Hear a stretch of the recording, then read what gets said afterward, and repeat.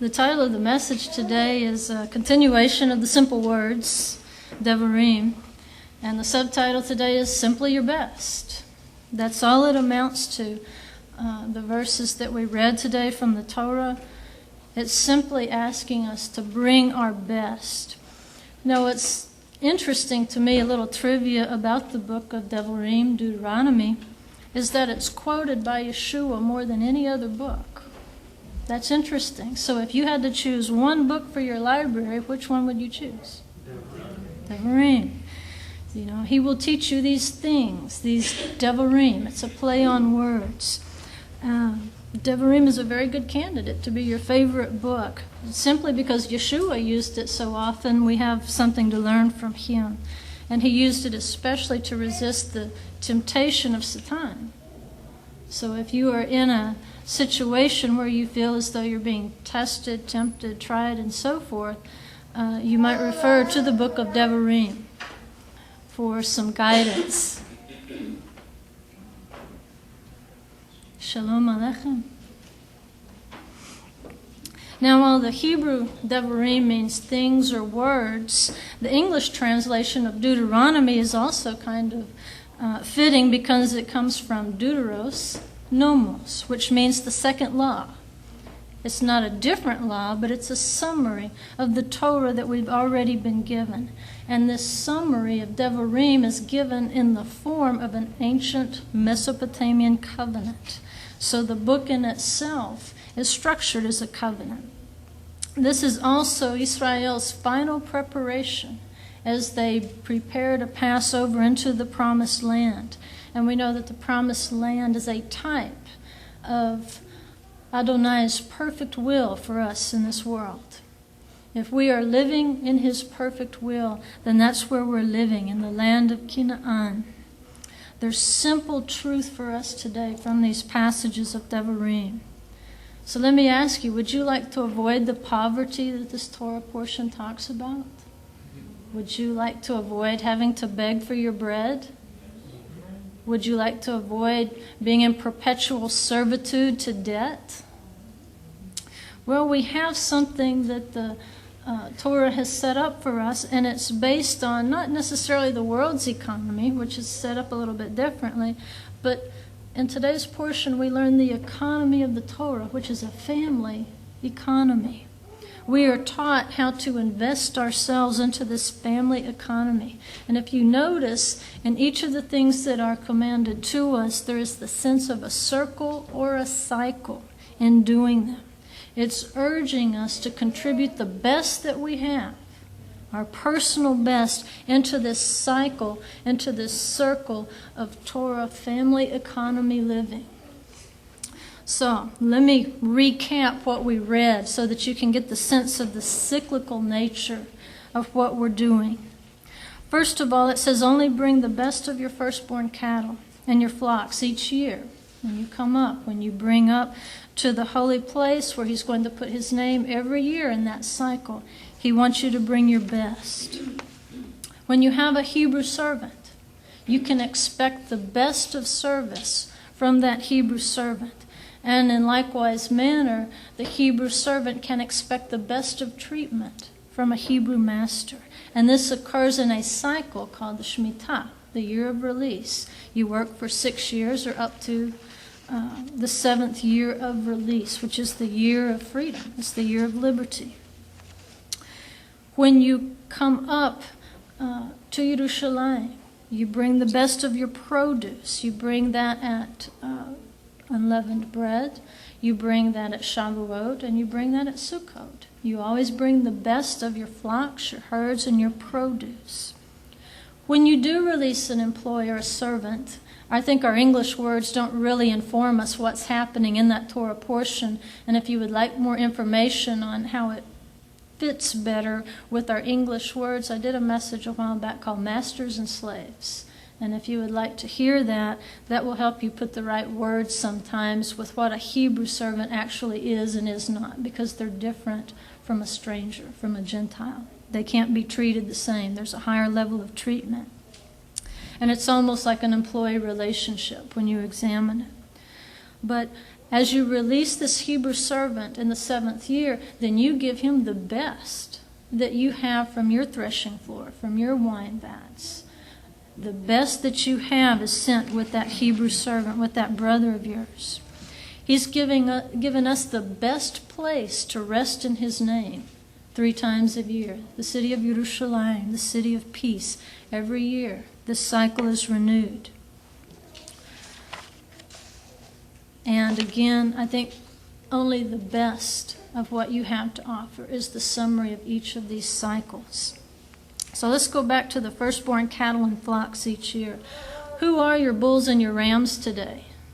Very few of us are still keeping bulls and rams as our primary source of income. Some people still may, but very few in this population. So let's move on. Whatever you do, whatever your bulls and your rams are today, do you still dedicate your first and your best efforts to Adonai? Whatever your source of income might be. If it's just an afterthought, then it's a blemished sacrifice. You have not made provision to bring your best. It's defective. Even in Paul's day, he urged believers to set a portion by on the first day of the week. That didn't mean take the collection plate around on Sunday. There was no such thing as a collection plate on Sunday. That was the first day of the work week. He's saying, take your best, take your first fruits of the week, and from your income on that first day of the week, set a portion by for the support of the family of Adonai. Bring your best, your first work day. And I think on our first work day, we should do the same. Not only should we set by a portion, my first work day is Sunday, as Paul commands. Some of you don't have a first work day until Monday. Whatever it is, think about what you're doing on that day, whether it's Sunday or Monday. That day should be superior to every other day, because that is the day that you are bringing the first fruits of your labor to set it by, to set that portion by for the congregation, for the upkeep, for the poor of this congregation that you've joined yourself to. Make an effort. Consider what you're doing throughout the day, whatever your work is. I don't know what you do. Each of you does something different. I know what I do. And the quality of your conversations with people. If you're selling products, if you're manufacturing products, if you're supervising things, no matter what you do throughout your workday on that first day of the week, consider what you're doing. You're laying a portion by. That should be your best work day of the week. It should be superior. Consider how you earn it. Everything is important. It's not that the rest of the workday should be inferior. I'm telling you that this day should be superior, because it is your first fruits of labor, your most productive day of both planting and reaping in season, your firstborn day throughout the day. Consider what that work means on that day. Take what is mundane. Everybody hates Monday, right? You be different. Don't you hate Monday or Sunday. Whatever your first work day is, you love it because it is your first fruits. You are going to take the mundane, you are going to take the worst day of the week for everyone else, and you are going to raise it up and make it holy. You are going to elevate it as a sacrifice to Hashem. What if you work at something in this congregation? What if you volunteer? What if you teach? What if you sing? What if you dance? What if you prepare food? Whatever it is that you do for this congregation, it should be your best work. What you bring to the family of Adonai should always be your best. And you can only bring your best in here at the end of the week, on the 7th day, if you have planned to do it. You can't just drop in. You have to start planning from the first day of the week how you will present your best sacrifice of your labor, of your work on the 7th day of the week. Don't you think if a shepherd is tending his flock and he's already identified a firstborn lamb, that he is going to make sure that that little lamb is protected, that he's kept on the safe path, that he's given the best grass, that he goes to the clearest part of the stream to drink, that he checks him daily for anything that might have happened? Do we check our work that we do for this congregation that carefully?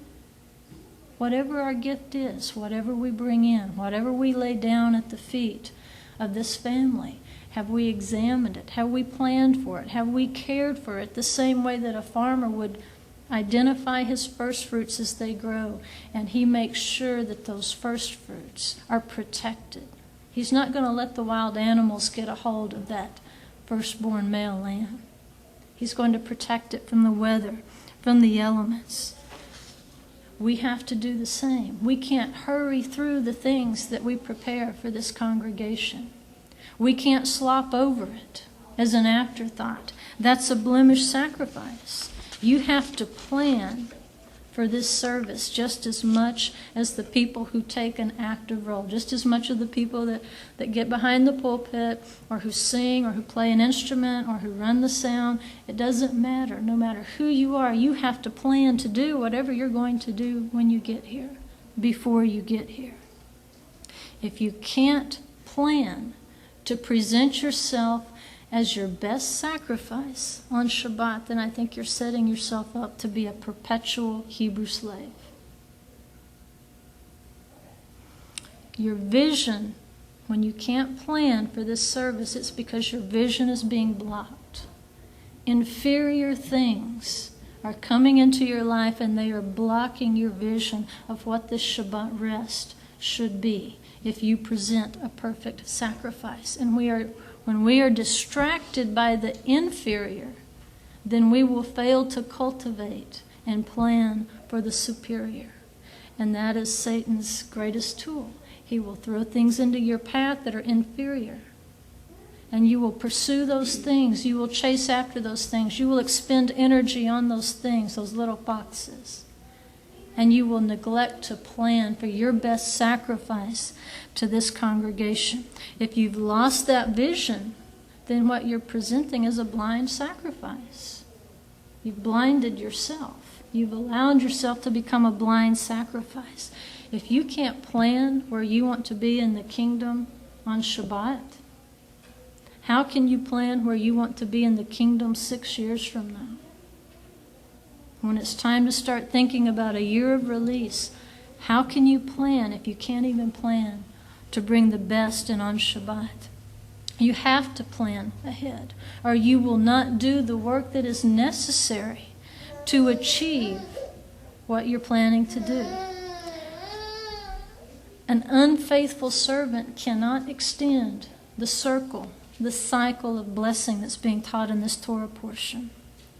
You have to offer yourself and your service unblemished. If so, then you're going to eat the fruit of it with us. We're going to share that sacrifice with you. We're going to eat it with you because you took care, because you planned for it, because you cultivated the best of what you had to offer this congregation, that you brought it in here on a Shabbat. The best of service from a Hebrew servant. It's a wonderful concept, but it's forgotten today because we're a big mixture of people and we don't necessarily have the option of working for someone who is a believer, number one, or who lives according to the Torah economy, number two. So we have lost the benefits that go along with that plan. And if you'll remember the lesson that I did on masters and slaves, some of you, the letter that Paul wrote to Philemon, he was writing it regarding a runaway slave who had come to Paul and sought refuge with Paul. Philemon's slave ran away. But what happened to this runaway slave called Onesimus?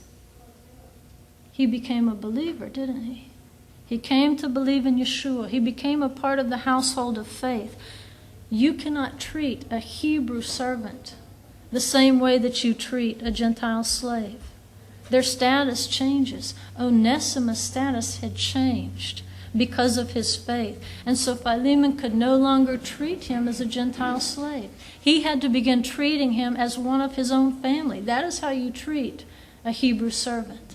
You treat them as well as you treat your own family members. And what else happened was he could not hold Onesimus forever, no matter how much he paid for him. Once his status changed, he had to be released in the year of release, in the Shemitah. So now it became Philemon's obligation to begin training Onesimus in spiritual matters, to begin enriching him, equipping him, training him in physical matters. He was even to enrich Onesimus with the best of his own wealth, whether it was material goods or whether it was spiritual understanding. That became his obligation when Onesimus came to faith. He had to endow him. And by the same token, until that year of release, Onesimus had to work for Philemon as though he were his own father. That can turn out to be a great working relationship when we understand that sort of economy. We know that is probably a result of the letter that Paul wrote, where he sent Onesimus back. He said, go fulfill your obligation to your master. Take this letter with you. Study the Torah together, the language, as you go through that very short letter written to Philemon, the whole language fits perfectly into the context of the Torah that we read today. Even calling him brother. You're part of the household of faith. You can't treat this man this way anymore. His status has changed.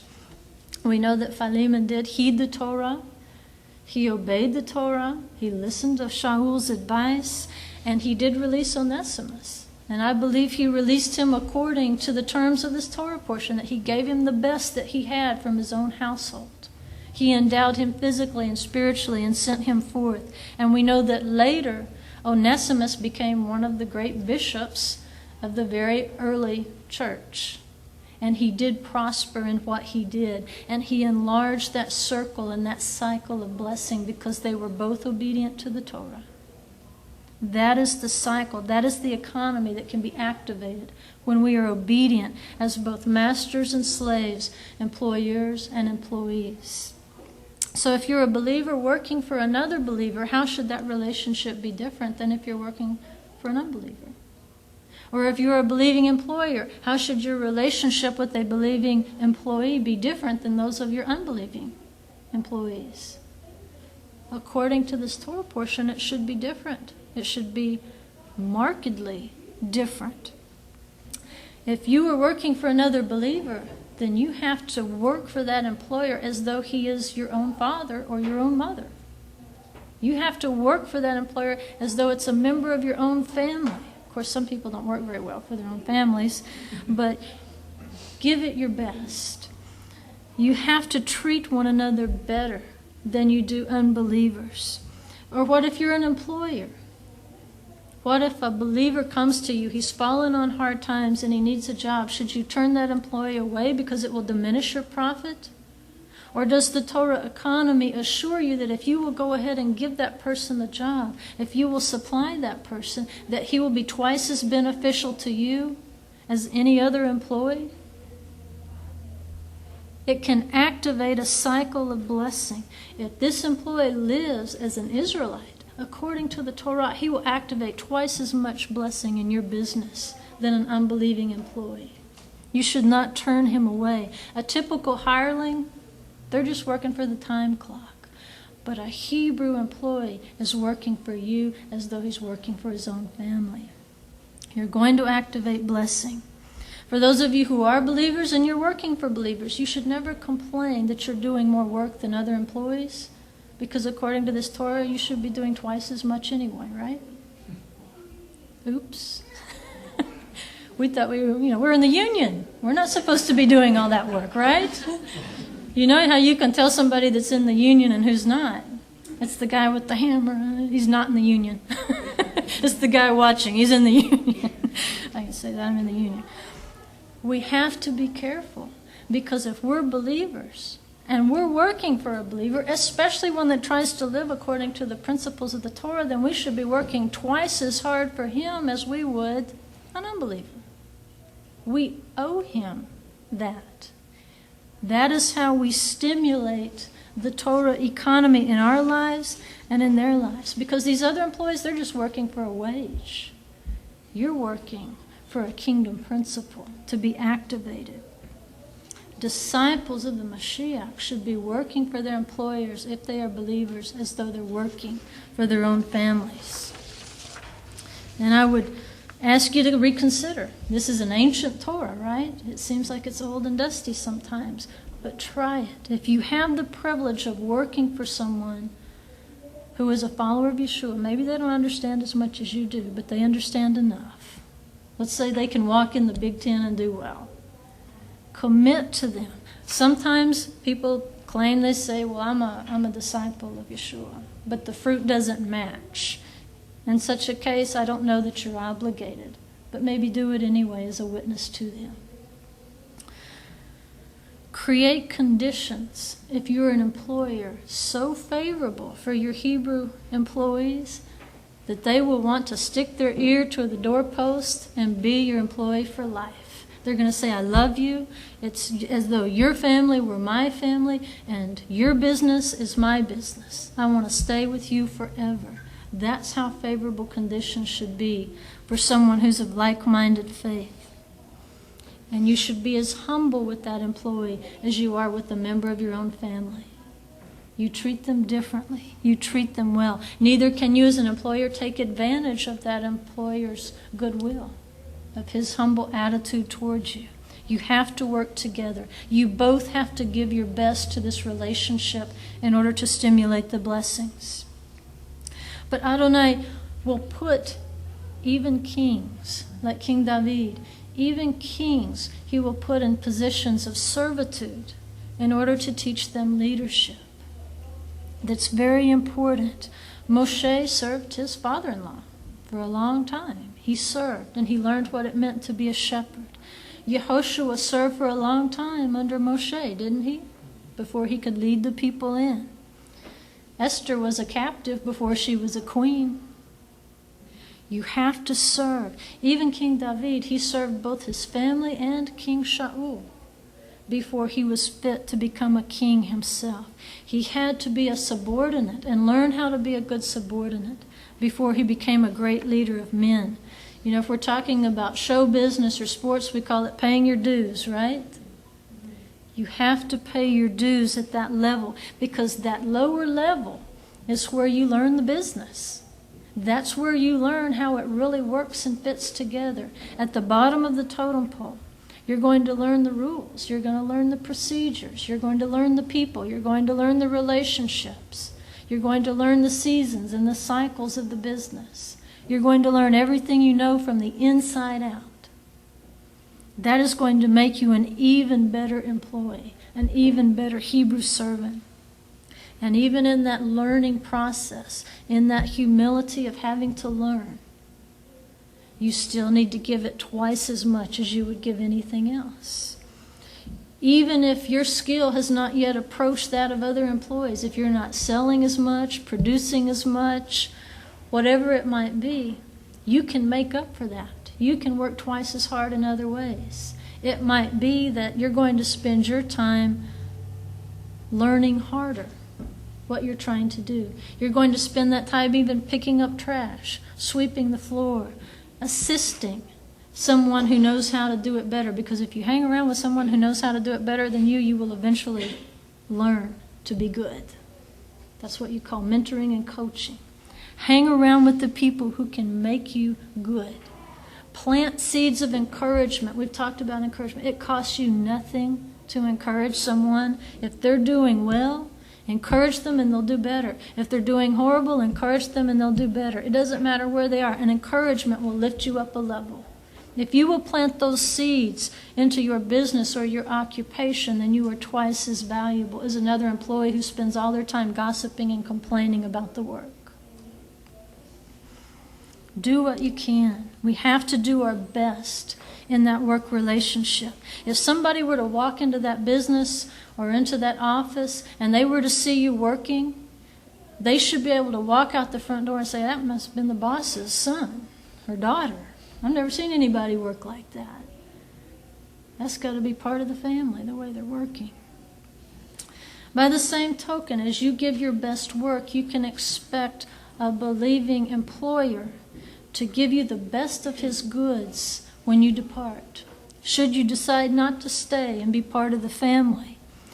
If you're called to go forth from this congregation, from this house, and to establish a new work, I doubt that you could do it well if you had not submitted yourself to a local body for teaching and instruction for 6 years.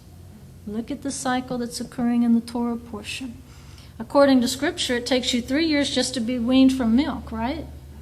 3 years. 2 Chronicles 31:16. The Levites and priests are reckoned for their portions from the ages of 3, which is the age of weaning, on up. Even Paul submitted himself for 3 years to the congregation at Damascus. This is a man who sat at Gamaliel's feet, right? Nevertheless, he pulls apart, he submits himself to a congregation that he was going to persecute, submits himself to that teaching and instruction before he even reported to Jerusalem, to Kepha, to say, here I am, I know you've heard a lot of things about me, here's the truth, here's what I'm trying to do. That was 3 years, and that was Paul. So what can we expect to do? We have to make a plan as though we are going to be sent from this congregation in 6 years. And we are going to be asked to begin a new work, to plant a new house, to begin anew, to start a new cycle of blessing in another house. It doesn't mean you have to, because you might be one of those who says, I love this family, and I want to stay with them forever because they're good to me. But it might be that some of you are called to go out. Some of you have to drive from long distances. It might be that the day comes when, wherever you lived, you were called upon to build a new house. And in that case, you need to invest yourself here for that 6-year period and bring it your best. Learn everything you can learn. Learn Torah, learn prophets, learn the Brit Chadashah, learn Hebrew, learn the liturgy. Learn to pray with one another. Learn to go through the pain with your family that they go through. Because I guarantee if I were to go around the room, every one of you has experienced some sort of pain this week. I know you have.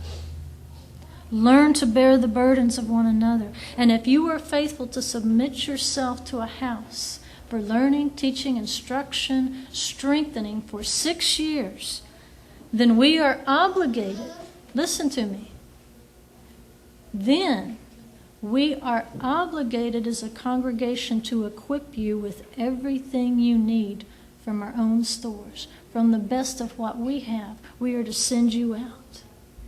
If you have been a good servant for 6 years, and then you are called to go plant a new home, to build again, to enlarge the circle, then we are to give you every good resource we have to take with you, to assist you in every way, to support you, to enable you.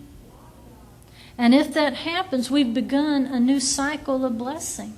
The blessing is not just circling, it's spiraling, like your DNA, right?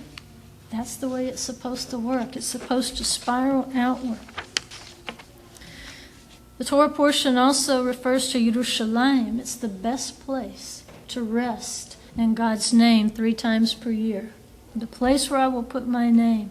And we all, I think everyone in here, longs to return to Yerushalayim. That is our city. That is our home. That is the city where the name of Adonai rests. But that path isn't open right now. That path of return is blocked for most of us. However, we have an alternative. We have a city made without hands where we can rest, especially every Shabbat. We have a wonderful congregation. I think this is the best place in Kentucky you could rest on Shabbat. The best family you could possibly find. So, here's your alternative to the holy city. What about this little congregation right here? You can rest in an alternative place until that second Exodus, a city made without hands. Here you have been appointed to train, to learn, to prepare for Messiah's kingdom. In fact, the kingdom of heaven is already here right now. It's upon you. It's right here, right now. This is part of it. Just open your eyes. Don't be a blemished sacrifice. Open your eyes and see who is really sitting here and what is really happening here today. You can rest with his people every Shabbat. That's why we have something called an adult bar mitzvah. Sounds crazy, but more and more it's catching on in different places. Why? Because we want you trained. to create your own gathering, to be trained as a disciple, not to stay here forever, if that's not what you're called to do, but to go out and to train others, to start your own household of faith. We want you to learn and train. We want Yeshua to be the focus of what you learn. And when you bar mitzvah, you know, the elders ought to be able to get our heads together sometime and just every one of us be gone somewhere on the same Shabbat. Because that's what you're training to do, right? You train for every portion of the service, from the liturgy to the message to the blessings, reading the Torah portion in Hebrew. You are trained to do every part of this service when we get done, right? So why wouldn't we be able, let's just plan that. Let's spring that on them one time. Let's all three go on our own retreat and let's just see how well they can do, because they've been trained to continue the work. You ought to be able to do it. Once you bar mitzvah or bat mitzvah, you ought to be able to go out and continue the work. It ought to be routine. You shouldn't skip a beat. You shouldn't be looking around for one person to do something. It's your problem. You can do it. That second tithe was to be enjoyed in the holy city by eating sacred meals with the congregation of Israelites, Levites, and Kohanim.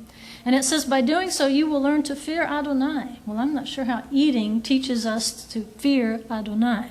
So it must be deeper than just the meal, even though I'll have to say, man, those meals that went by earlier, I'm trying to hurry. It's sharing the table of Adonai. When you bring the best of what you have in your sacrifices, and you eat at the table of Adonai, and you eat with the best of people, his family, his priests, your brothers and sisters in Yeshua, you are interacting at the table of Adonai. You're sitting at his table and eating. That's his banqueting table. And obviously, if you're giving tithe, a couple of meals, you're still going to have lots of money left over, right? So prolong your stay. Stay longer in the holy city. Stay longer with the household of faith. Spend that time learning Torah with the priests and with the Levites. Take that excess money and stay longer. Stimulate that economy of fellowship, worship, family time, learning the Word. And as you learn the Word, it's going to expand the blessing. That holy place gives us a central place to come and learn, and then we go back to our cities and towns and homes, and we start increasing, because we're going to start spreading what we've learned in our own community, in our own house, in our own workplace. You are to bring only the best sacrifices for Pesach and Shavuot. Your lamb must be unblemished. Fortunately, we have an unblemished lamb. It does not excuse you from the obligation to bring your best sacrifices. The pilgrimage festivals are part of that cycle and circle. The Moedim, it means to go in a circle. We talk about dancing in the circle. How many of you 10 years ago planned all your family vacations around Pesach, Shavuot, and Sukkot? Anybody? 10 years ago, you were doing it. Okay. How many today plan your family vacations around Pesach, Shavuot, and Sukkot? You should be, because you're commanded to. It's not an option. Now, there again, you may not be able to make it all the way to the holy city, but fortunately, he has placed a household of faith within your reach, right here in London, Kentucky. At a minimum, it says the males should go up 3 times a year to worship and to bring the best of their sacrifices. But the Gospels show us that the actual praxis of this mitzvah was that the whole family would go up if possible. The whole family. Yosef, he takes his wife, he takes his children, and the group is so big they were actually able to lose Yeshua for a few days and not even realize it. Of course, we don't want to lose Yeshua for a few days and not realize it. We want to know if he's not here so we can invite him back. But the whole family was to participate in these Moedim. It was a time of joy. It was an opportunity to learn the Torah and the prophets. Even Yeshua practiced an early form of bar mitzvah. He was sitting on those temple steps and he was being examined by the Torah scholars, by the scribes. by the leaders of his day. He's sitting on the temple steps, and he's just amazing them with his knowledge of the Torah and its application. So for those of you who are engaged in your bar mitzvah preparation, or who have already done your bar mitzvah, you can tell everybody you've already passed the bar exam. It's already done. I passed the bar. That's what it's all about. Passing the bar, preparing, bringing your best, and then going back to where you came from and giving that best to your community. Celebrating the festivals with your congregational family is your first priority, according to this Torah portion. You know, when we think of flocks and crops and herds and so forth, and bringing the best of what they are as a sacrifice, what is your best sacrifice? What was Abraham's best sacrifice he ever brought? His son. Isn't your family the best sacrifice you could possibly bring to the festivals? I applaud you parents who kept your kids out of schools for the Shabbats of Sukkot and for Yom Kippur. I applaud you. I mean, all those notes were driving me crazy. I don't care. Drive me crazy with the notes. I don't mind writing them, because it tells me that you're bringing the best. You're bringing the first fruits of what you have as a sacrifice, and you are offering it to the family of Elohim. You're offering it to his service. That is your greatest sacrifice. And I pray that each one of your children will bear much fruit in the kingdom, and that they will marry righteous men and women and increase that circle and cycle of blessing and strength before Adonai. You should bring only the best of your handiwork, especially at Sukkot, when we're talking about the pilgrimage festivals. When you read it in Hebrew, there's twice as much joy that takes place at Sukkot. So bring your personal best, whatever it is. My best may be more. My best might be of better quality than your best. On the other hand, my best might be of inferior quality. My best might not be as much as you can bring. Nevertheless, we must bring our best, because he's not measuring us comparatively. He's not comparing me to you. He's comparing you to you.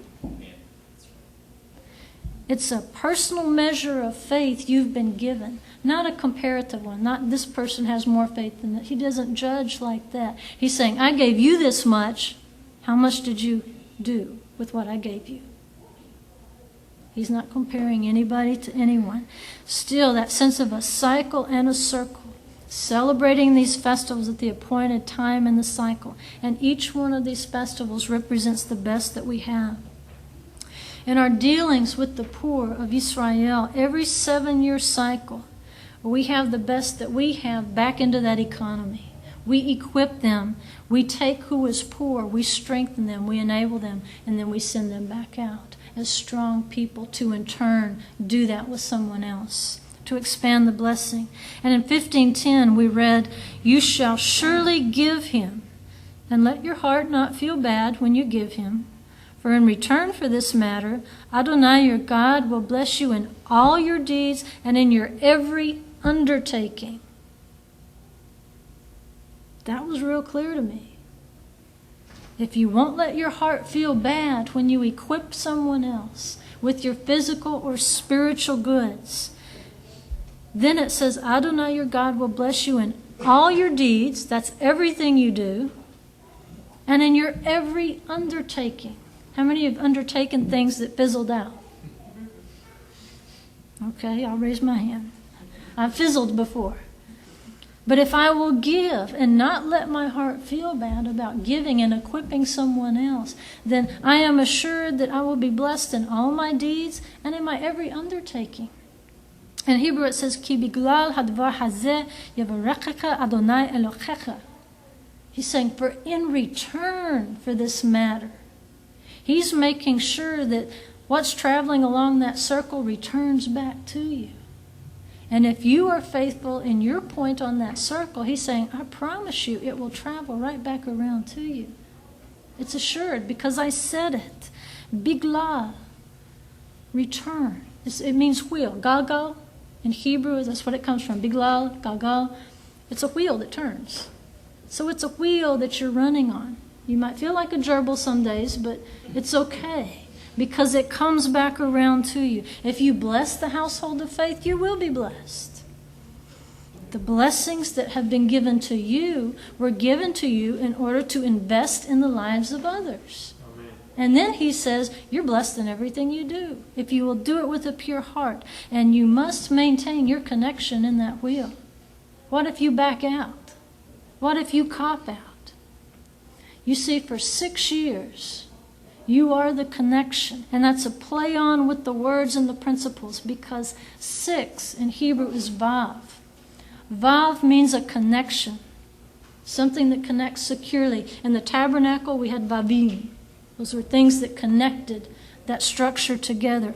You are the connection for 6 years. If you are an employer, then you are helping to connect that employee to heaven, to the perfect will of heaven for 7 years. You are that connection between heaven and earth for them. You are that structure holding it together.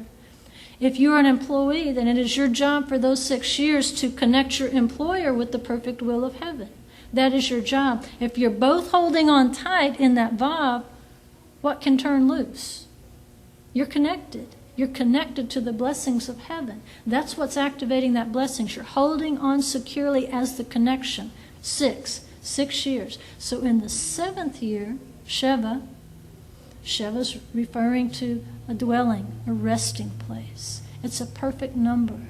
It's the day which Adonai chose to rest from his labor. The 6 years represents your hard work and your hard labor for the kingdom.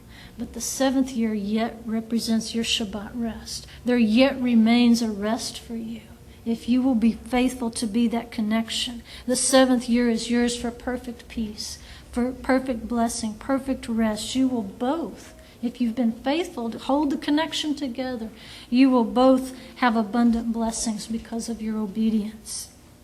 If you can't disciple someone in 6 years, if you can't restore them to financial liberty in 6 years, one of you is holding back.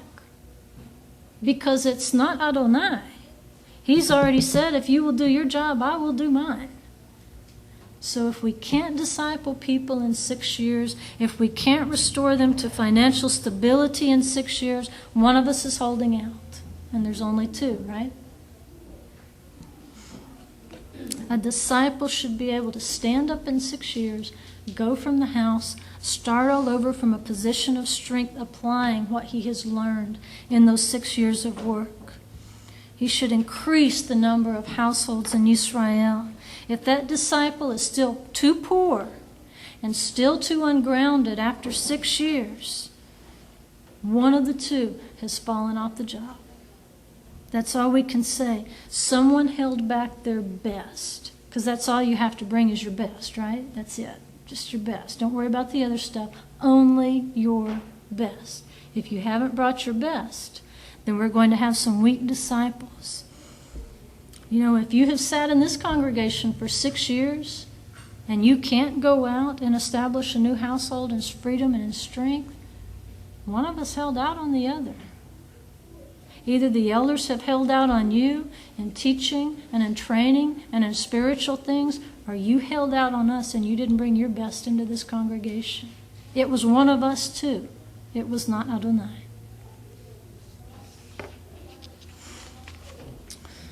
So,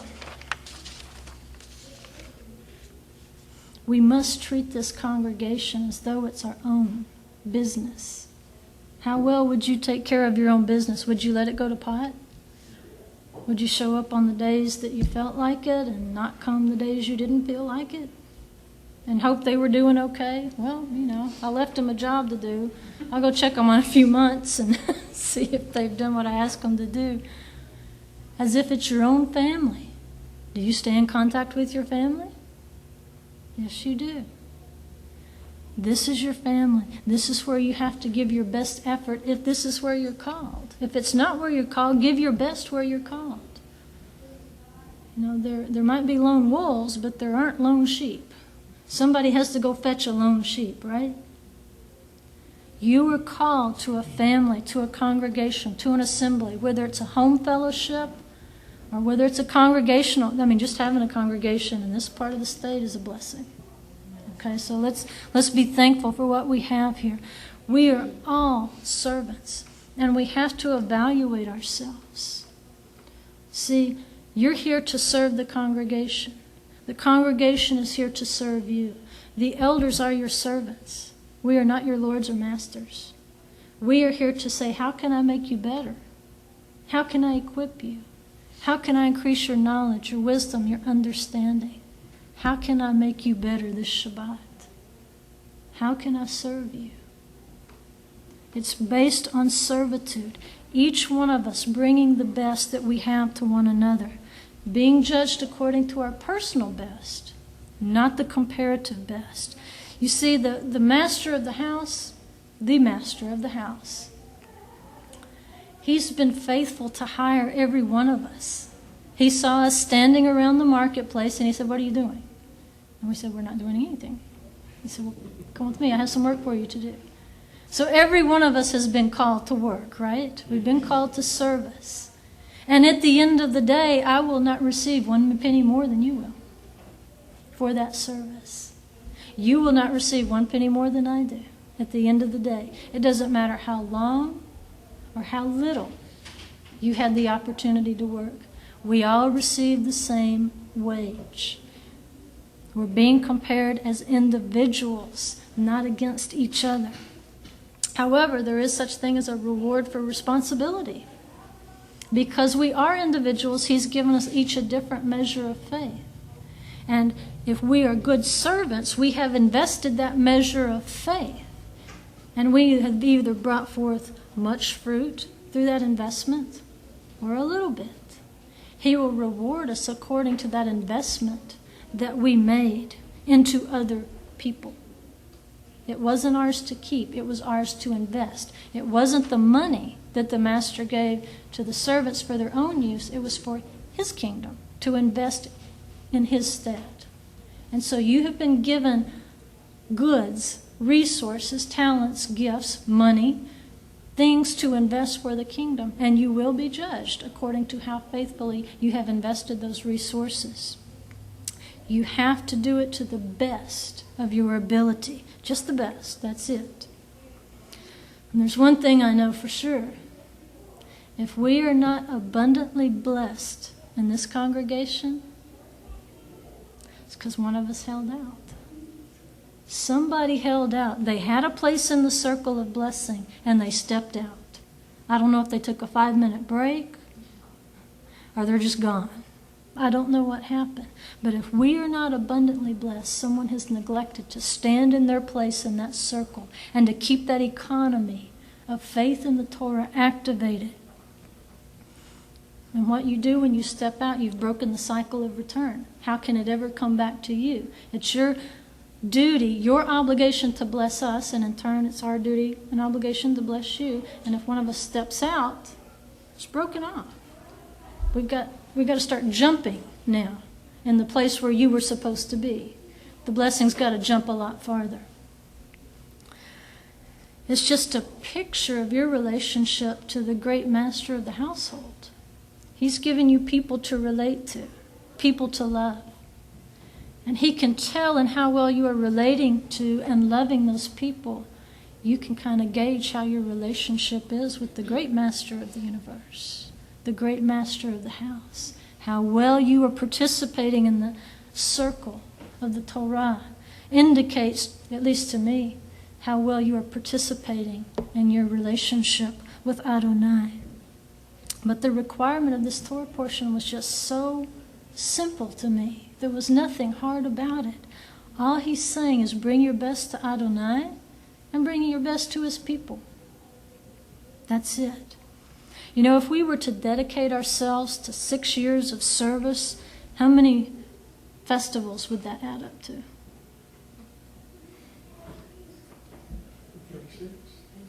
18. 18 festivals.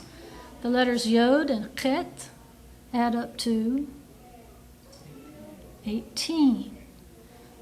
What does that spell? Chet and Yod.